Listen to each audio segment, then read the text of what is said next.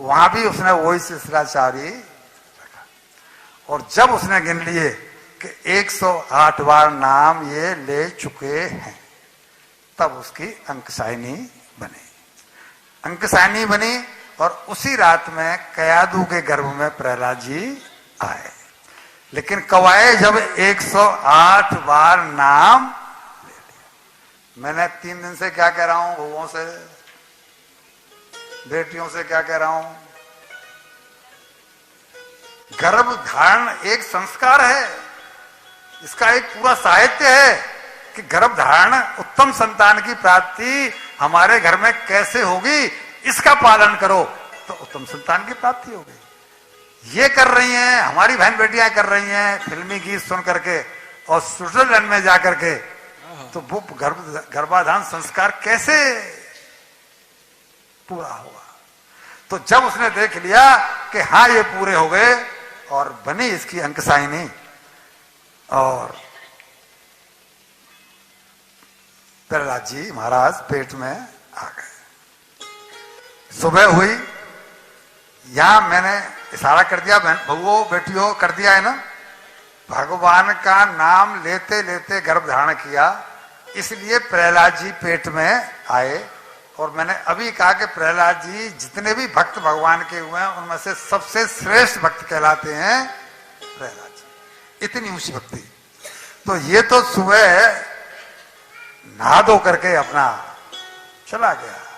मैंने कल भी कहा था ये बात कि आप मां हैं, आप नर से नरोत्तम अपने बेटे को बना सकती हैं, पुरुष से पुरुषोत्तम आप बना सकती हैं, लेकिन उसके लिए प्रयास आपको करना पड़ेगा। कोई दूसरा आपका ननद भौजाई काम आने वाली, ननद भौजाई आपको कुएं में ढकेलने वाला ज्ञान देंगी, बोले यहां चली जा, वहां चली जा, ये होटल में नया कुक आया है, वो होटल की ये चीज बहुत बढ़िया है, वो ये सब तो सिखाएंगी, पर ये नहीं सिखाएंगे कि तेरे कल्याण का। भगवान यूं ही नहीं मिल जाते, भगवान यूं ही नहीं मिल जाते, भगवान रीझते हैं, विधाता रीझते हैं तब। और फिर इसने जाकर के 10,000 वर्ष तक अपनी तपस्या की। इधर तो ये प्रेग्नेंट हो गई, 10,000 साल तक इसने तपस्या की, तब भागे भागे ब्रह्मा जी आए। क्यों? कि इसके सर में से धुआं निकलने लगा, सर में से धुआं निकलने लगा। इसके शरीर को दीमकों ने खा डाला, शरीर पूरा खप गया, सर से धुआं निकलने लगा। देवता लोग घबराए, प्रभु ये क्या हो रहा है, अंधकार हुआ जा रहा है संसार सृष्टि में। ब्रह्मा जी आए, इस पर जल छिड़का, तो जल छिड़क कर बोले कि भक्त हिरण्यकश्यपु तुम्हारी साधना पूरी हुई, तुमने जिस उद्देश्य से भक्ति की थी 10,000 साल की, वो भक्ति तुम्हारी पूर्ण हुई। अब तुम कुछ भी मुझसे वरदान मांग सकते हो।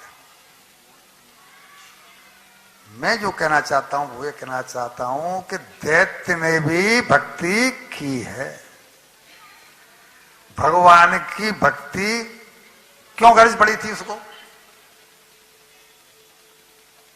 भाई भगवान की भक्ति करनी ही पड़ेगी, कोई दूसरा रास्ता है ही? तो जब इसने देख लिया तो भक्ति की। भगवान यूं ही नहीं रीझ जाते, भगवान के यहाँ गिव एंड टेक का फॉर्मूला एप्लीकेबल है, कुछ दोगे तो कुछ पालोगे। इतनी सारी सुख सुविधाओं को छोड़ करके इसने 10,000 वर्षों तक जब भक्ति की तो भगवान रीझे हैं। घर के दरवाजे पर ये राकेश प्रभु जी ने घोड़े की नाल लगा रखी है, वो मित्तल जी बैठे हैं, वो अजय गोयल बैठे हैं। इन लोगों ने माना हुआ है कि घर के दरवाजे पर घोड़े की नाल लगा देने से तकदीर जग जाएगी।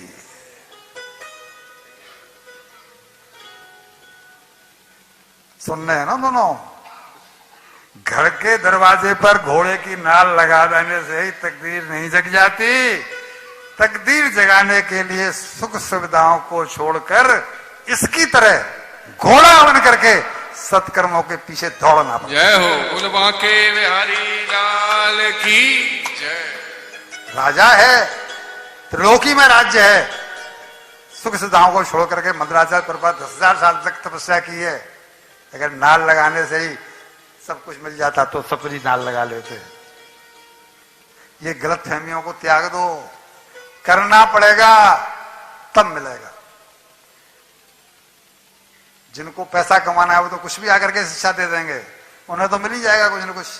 लेकिन ये भूल जाओ, करना पड़ेगा तभी बात। अब इसने जो वरदान मांगे वो बड़े अद्भुत हैं। सृष्टि में ऐसा वरदान कुछ लोगों ने मांगे हैं, लेकिन इसने तो हल कर दी। अब ये कहता है कि मैं कभी मरूं नहीं, मुझे ये वरदान दे दो, अमर हो जाऊं। ब्रह्मा जी बोले कि ये संभव, जो सृष्टि में उत्पन्न हुआ है उसे मरना तो, लेकिन हम नहीं मरेंगे। इस हॉल में जितने बैठे हैं उन सबने यही माना हुआ है कि हम नहीं, मैं नहीं कह रहा हूं, मुरदास जी कह रहे हैं। अच्छा, अगर ये मालूम पड़ जाए, अभी ऊपर से कोई आगे खबर दे कि वहां सांप निकला है, ऊपर निकला है, ऊपर वहां सांप निकला है, वहां से कोई मतलब नहीं है। लेकिन यहां से 80% लोग भाग नहीं भेजेंगे। अरे भाई ऊपर निकला है, क्या जरूरी है वो यहां पे आएगा है? लेकिन ये पता है कि मौत सर पे खड़ी है, मौत हमारे संग सो रही है, मौत हमारे संग खा रही है, मौत हमारे संग चल रही है, उसका हमें कोई डर नहीं है। तभी मैंने कहा है कि वो यहां वालों को नहीं आएगी। वो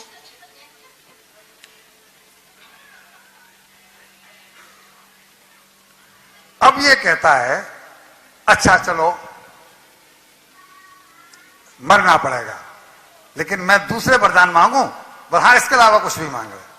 तो ये कहता है कि न मैं दिन में मरूं न रात में मरूं, न भूमौ ना मरे मित्र, न नरैन न मृगरपि, न पृथ्वी पर मरूं न आकाश में मरूं, न भीतर मरूं न बाहर मरूं, न अस्त्र से मरूं न शस्त्र से मरूं। और अंत में चतुराई दिखाई कि मैं आपकी बनाई हुई सृष्टि के किसी भी प्राणी से, अब उसमें जीव जंतु चौपाए दो पाए सब आगे के नहीं आ गए, सृष्टि तो ब्रह्मा जी ने बनाई है। जब अब वो चक्कर में पड़ गए ब्रह्मा जी कि ये क्या कह रहा है, न दैत्य से मरूं न मनुष्य से मरूं। ब्रह्मा जी कह रहे हैं कि भाई ये तो उसने सब कुछ मांग लिया, ये मरेगा कैसे, लेकिन वरदान देना मजबूरी है। क्यों कि पात्रता हासिल कर, जब 10,000 साल तपस्या कर ली, पात्रता हासिल कर ली, वरदान देना पड़ेगा। वही जूते वाला फॉर्मूला कि जहां जमा कर गए थे तो देना ही पड़ेगा, देना ही पड़ेगा। तो ब्रह्मा जी बोले कि ये काम भगवान का, मुझे तो उन्होंने अपनी नौकरी दी है सृष्टि पैदा करने की, लोगों का तप करने के बाद में उनको फल देने की, मैंने वरदान दे दिया, अब वो कैसे मारेंगे ये वो जाने। और उन्होंने तथास्तु कह दिया, तथास्तु कह करके वो अपने अंतर ध्यान हो गए। अब मेरा एक आपसे प्रश्न है, यहां एक रहस्य देखिए कि